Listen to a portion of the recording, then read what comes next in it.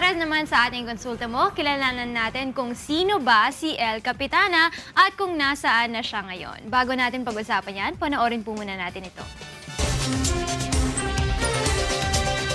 Hilangaan dahil sa kanyang angking galing sa paglalaro sa loob ng hardcourt. Kapalit ng bawat pagsisikap sa pagsasanay at bawat patak ng pawis ay maiuwi ang tropeyo bilang MVP sa UAAP Women's Volleyball ng 2 beses at hirangin bilang kampyon sa loob ng 3 magkakasunod na taon. Sa lahat ng mga achievements bilang isang team captain ng De La Salle University Lady Spikers, El Capitana, asan ka na ba? Ating alamin ang sagot mula mismo kay Abigail Maraño. Dito lang yan sa Ikonsulta Mo. At si El Capitana po ay kasama natin dito sa Good Morning Kuya. Kasama natin si Ms. Abby Maraño, isang 2-time MVP ng UAAP Women's Volleyball at isang professional volleyball player. Good morning! Good morning! Good Welcome! There you Ayan. are! There you are! There you are! Nasaan ka na Ayan. daw? Ayan. Ayan. Ilan taon ka nagsimula dyan sa volleyball, paglalaro? Ikaw ba ay mahilig talaga? Meron ba talaga sa family mo na naglalaro ng volleyball kung saan nakuha mo yung genes na yan? Well, wala talaga sa family. I'm around 11 years old, playing with my childhood friends. Dati kasi mga patintero, tagu-taguan. Yun yung laro namin. And then, nung nag-high school na sila, naging volleyball player sila. Pero ako, grade school pa lang ako nun. And then, dinala nila yung volleyball dun sa barkada namin. So there, dun nag-start. Dun kami sa street naglalaro. Tapos, until na, na-attach kami dun sa Sa sports. sports na yan. Even kahit sa mga court sa Antipolo, dumadayo kami ng mga barkada ko. At lahat sila lalaki, ako lang yung babae. So kaya talagang na-pursue ko talaga yung volleyball. Doon ko na siya na-love. Nung pumasok ka ng LaSalle, did you have to go to try out pa or kinuha ka na lang bigla na sinabi, matangkad yan, pwede yan sa team natin na LaSalle? I was recruited back in 2005. 2009,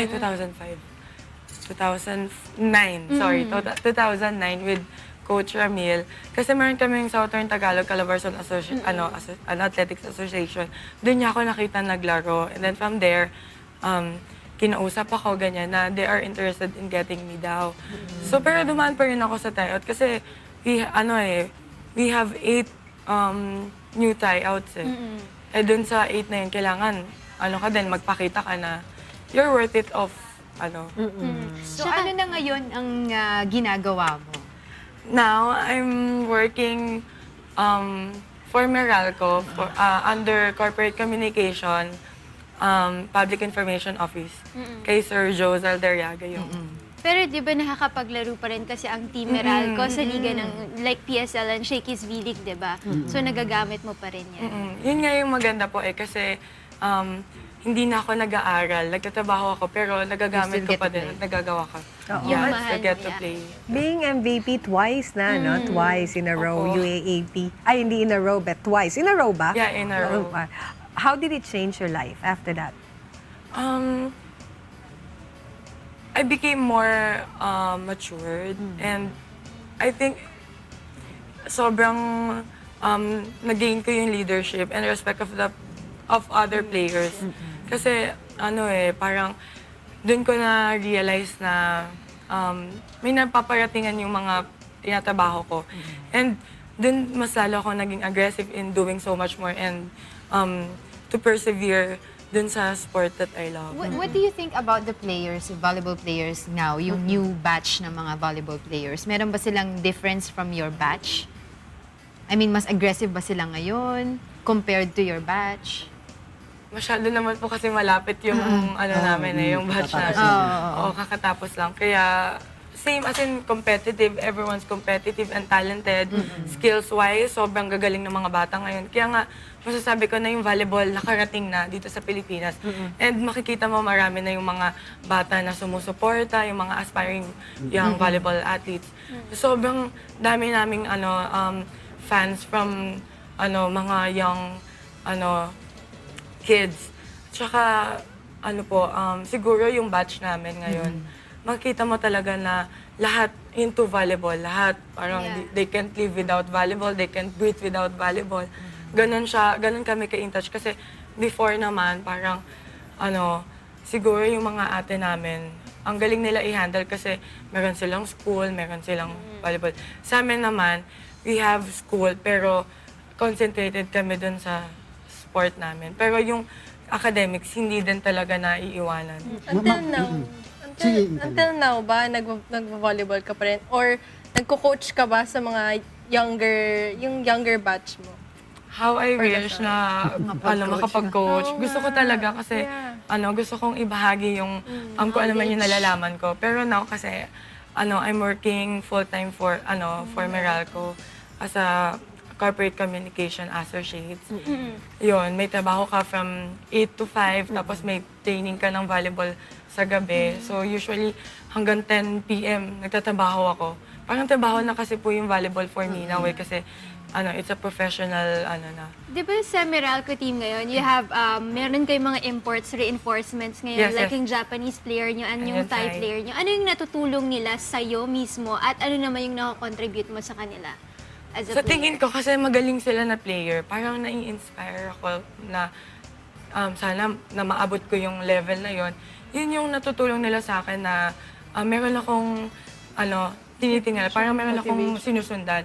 Kasi kung nakikita ko sila sa training or sa game na maganda yung performance nila, parang ako, tayong Pilipino, dapat hindi tayo magpatalo. Ipakita din natin yung talento natin. Kaya talaga napupush ako sa training, sa game na may papakita ko na hindi lang makikita ng mga nanonood sa amin na, yung Meralco nag-rely lang sa mga imports. No, because we locals, we do and perform. We, Yeah, true.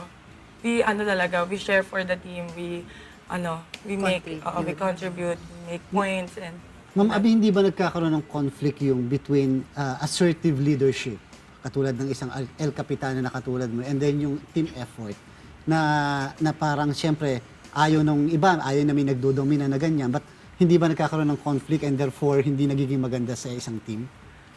I don't think so. Kasi ako po, natural na sa akin yung talagang nagpapaka-leader, ganyan. Sa team naman namin sa Meralco, lahat talaga nag-a-absorb, nag-a-adjust din sila. And then ako, nag-a-adjust din ako kasi alam ko kung saan yung limit ko eh. Hindi ako yung team captain nung team namin. Pero kapag kailangan talaga nung mag-step up, dyan ako papasok. Pero ang maganda kasi sa amin, madaming mga leader, madami kang susundan, and madaming nakikinig. Ayun. So kasi, di ba, if you are a leader, you also need to listen, and to listen. follow. So yun, yung maganda, talagang lahat, leader, and they are all followers. May isa pa akong question. Paano nakakatulong sa iyo yung mga ipit-ipit mo? Opo, kasi ito ang maganda. Baka pwede paki-explain. Yung iba medyo pinanggagalingan din ng lakas.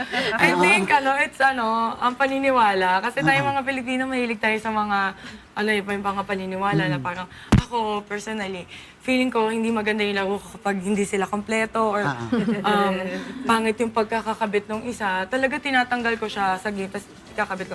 Kasi nakakairita talaga po maglaro ng may bangs. Siyempre pagka girl ka, ganito, ganyan, okay lang na walang clip. Pero pag sa game, kasi every time na papasok ko, kailangan walang arte. As in, dyan, ayoko lang yung nag-aayos ako. Parang buhok yung mga babae, mahahaba yung buhok. Ayoko lang may hiblang nagtatouch Doon siya na. nakilala sa ganun eh. Yeah, sa mga Kaya players. malalaki. Totoo yan. Kaya talagang malalaki yung kinuha ko kasi ayoko yung nagpo-fall. Abi, ikaw nag-start ka maging captain ng iyong team when you were in second year college, diba? So, hindi ba na-intimidate sa'yo yung mga senior sa'yo na ikaw second year pa lang naging captain ka na ng team mo, Co-captain. samantalang Yeah. iba pag senior years pa lang sila, dun pa lang sila Usually, yun nagiging yung tradition captain. nila. oo. Siguro kasi yung second year ako, nag-co-captain ako. Dito na ako dadaan. Pero pag sinabi kasi ng co-captain, parang pinapasa na sa'yo yung kailangan mong matutunan as a leader, as a team captain. So nung come third year, doon na talaga ako, as in, ako na yung nag-handle ng team, ganyan. Although meron ako mga seniors, sa Lasal kasi hindi kami pinalaki ni Coach Emil na parang may inggitan, na may parang dapat na-intimidate ka kasi gato. Ang maganda kasi sa amin, siguro, healthy competition. Lahat, kailangan, kung maganda yung pinaperform ng isa, dapat ikaw din, magpe-perform ka, parang makikipag-compete ka in a way na mag-grow ka, magde-develop mo yung skills mo. Eh, yun sa amin naman, as a leader, parang given na yun, parang kailangan kung sino man yung leader, irespeto mo siya. And wala talaga sa amin na, porket ako yung senior, kailangan ako yung team captain. Kasi ang tinitingnan sa amin yung kaya mong, if you can deliver for the team and you can be a leader, and if you're worth of the position, yun ang ibibigay. Wala kaming seniority. Walang ganun. What is the best lesson that volleyball has taught you or the coaches has taught you in playing volleyball that you can apply in your life now? Now, I think it's yung kung ano man yung natutunan mo, kailangan mong ipasa, kailangan mong ibahagi. I-share, Yeah, that's it. Kasi for me, it's better to learn now and to share to others, especially to the youngers, na kung ano man yung natutunan mo. Kasi in the future, sila yung magpapalaki nun yung nasimulan mo. Yun, kung ano man yung mga tinuro sa akin ng coaches ko na maging mature ako, na maging magaling ako na leader, na palaban ako. Kasi talaga nagagamit ko yun ngayon. Kasi kapag athlete ka, sa lahat ng bagay, kaya mong makisama, makisabay. Ayun, natutunan ko talaga na makikisalamuhan ng mabuti sa tao. Tsaka kaya kong halubilo sa mga iba't ibang klase ng attitude. Kasi nakahandle ako ng 13 na rookies, plus 14 na teammates. So, lahat yun, 20 plus kami. Iba-iba yung mood swings ng mga bata. So, talagang andun yung patience mo, lahat napapractice. Was there a time in your volleyball career na naisip mo na parang I'm tired already, ayoko na mag-volleyball? O talagang passion mo talaga yung volleyball? Never did I thought of that kasi this is where my heart is. Talagang I think it's my calling. Calling talaga. Calling to play and share my talent. And yun, siguro, never talaga ako nagsabi na pagod. Kasi for me, once you tell yourself that you're tired, you're doubting na Kakayanin mo pa. parang wala na. That's the end of your story. Parang kailangan, the more na nahihirapan ka, the more ka nagpupush. Nag-push yourself. The more ka dapat may natutunan, the more ka nag-experiment na may matutunan ka at ma-develop sa sarili mo. With that, I wanted to ask her if you have plans of going internationally sa volleyball career mo? Wala pa bang offers? Wala pa naman po, pero kasi I have plan of going to other countries. Pero syempre, inisip ko, kung dun ako, syempre matatangkad yung mga players doon, 'di ba? Pero inisip ko din kasi na it's not all about the height. It's about your competitiveness, and Yeah, correct. what you can give, what you can perform. Yun, siguro gusto ko din mag-try. Gusto ko din mag-try talaga. Pero now, as of now, gusto ko munang mag-focus sa career ko, and of course, kung meron naman akong chance na makapasok sa at mapagsilbihan yung country natin, why not? Why not po? Yan, Diba? yung mga final message mo naman para sa ating mga viewers na gustong maging katulad mo, maging El Capitana. Well, I think siguro kailangan niyo po never stop learning, and parang mixing whatever, experimenting whatever skills you have. Kasi from there, you will learn better, and you will learn from whatever tribulations or obstacles that you're going through. Yun talaga, huwag kayong matakot na matalo or mabigo. Kasi from there, kapag bumangon ka, ang sarap ng feeling na bumangon. Lalo sa mga bata, kapag may natutunan kayo, huwag mong isipin na magaling ka na, wala ka nang kailangan pag-aralan. Kasi kapag magaling ka na, dapat mas lalo ka pang nagpupursiging matuto. Huwag kayong tumigil, huwag kayong huminto. Walang magsasawa makinig sa coaches, at walang magsasawa na maglaro ng talagang minamahal yun na sport. Oo, yun. Alright, thank you so much sa iyo, Miss Abby Maranyo, ang ating two-time UAAP Women's Volleyball